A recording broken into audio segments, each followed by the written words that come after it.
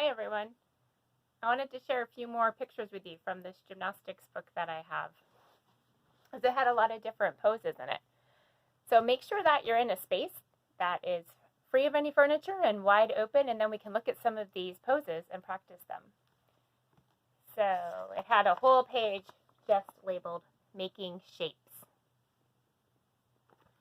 And the one here, we've done a similar one in class together, hollow hold, but this one's called dish. So she has her whole back on the floor, but her legs are up and her hands are up in the air. Can you try that? See, just like the picture there. So make sure your legs are squeezed tight together and your toes are pointed. Now the opposite of that would be what? An arch hold, right? So and here's a picture of arch. So they're flat on your tummy, and those arms are up, those legs are up, and again, squeeze those legs tight together, toes pointed. There, and then here's one that we call a knee scale at the gym. Here, I'm going to do that one with you guys. So let's do that knee scale. So you lift up one leg and make sure your toes pointed. Oh, can't see my toe. There. And look in front of you. Look straight ahead. Now there's a variation on that one where you can lift up one arm, but make sure it's the arm on the opposite side of the leg you lifted. So now I'm going to lift my right leg. Oh, I didn't put it in the right spot. Then I'll do my right leg, which means I can lift up my left arm. And make sure you stay tight. Point that toe. Now if you do it the opposite, the other way, and lift up your left leg, then you can lift up your right arm. Let's see what else the book has. There's a bridge. And now see, when you're first learning a bridge, you might have your knees bent. And that's okay, because that is how you first learn it. And as you get better and better at it, you're going to get your legs straighter like she has. Some of you can't do that yet, but keep working on it. And some of you can. So notice how she's got her arms are right by her ears. Those legs she's got straightened out and together, and feet flat on the floor. So try that one out.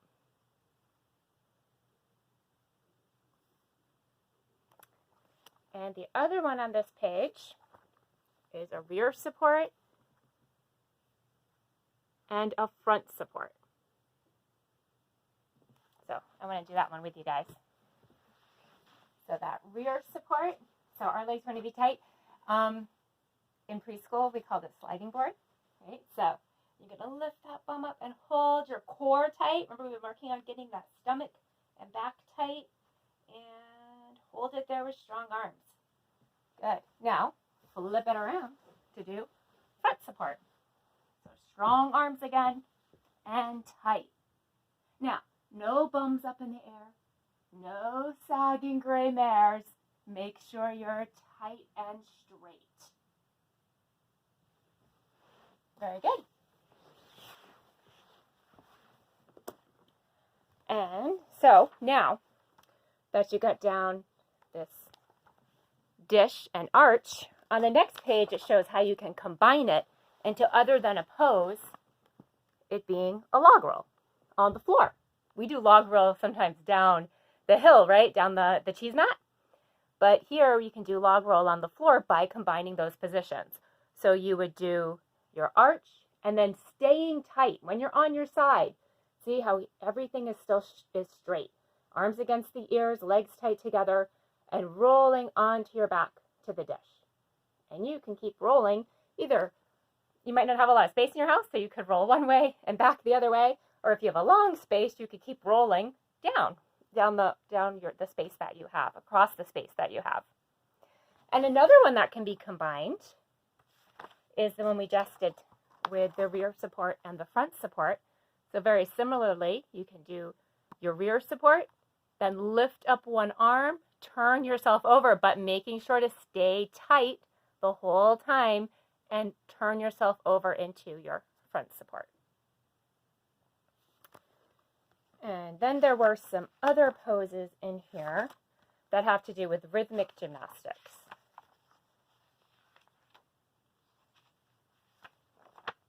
So I wanted to show you those. Because in rhythmic gymnastics, you can use things like a ball or a jump rope to do your gymnastics and see how you can combine it together. So here we go. So see how she's holding the ball while doing her pose. And then moving into different positions while still holding onto the ball. So you might have a ball that you can use in the house, that you're allowed to use in the house, that you can practice some of your poses and see different ways you could combine using your ball or a hula hoop with your gymnastics. And then here's a few more poses we've practiced before. You guys know this one. What's that called? V-sit, right? So start in your tuck position, toes pointed, get those legs up, and then bring those arms up also. Okay, and then here's arabesque, which we practiced something similar to that the other day, right? And all different poses of standing on one foot. So just bringing your foot up. You could bring it up just to your ankle, bring it up to your knee, bringing one leg straight to the side. So that was a good way to get some more ideas of different poses to do. So what you guys can do now on your portfolio section on ClassDojo is try to do like 2 poses. So pick poses that you can hold really well in correct position, or your favorite poses, and take a picture of those, just like being in the book. So you get to be the star of your own book, and then when you post it under your portfolio in ClassDojo, it'll show up there underneath with your monster. So as you post these first 2, and then you keep posting other things that get assigned to you in class, it'll be like you have made your own gymnastics book right in ClassDojo. So it's good to see you guys today and get to talk to you and do some gymnastics together. See you next week.